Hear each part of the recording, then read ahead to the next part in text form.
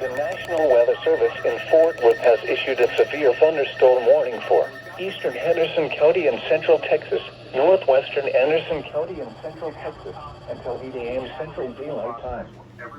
At 6:43 a.m. Central Daylight Time, a severe thunderstorm was located 9 miles northeast of Fairfield Lake State Park, or 16 miles northeast of Fairfield, moving northeast at 35 miles per hour. Hazard, 70 miles per hour wind gusts. Source, radar indicated. Impact, expect considerable tree damage. Damage is likely to mobile homes, roofs, and outbuildings. Locations impacted include Athens, Chandler, Frankston, Brownsboro, Berryville, Coffee City, Pointer, and Moore Station.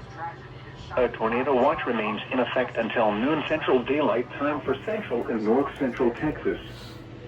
For your protection, get inside a sturdy structure and stay away from windows. To report severe weather, contact your nearest law enforcement agency. They will send your report to the National Weather Service office in Fort Worth.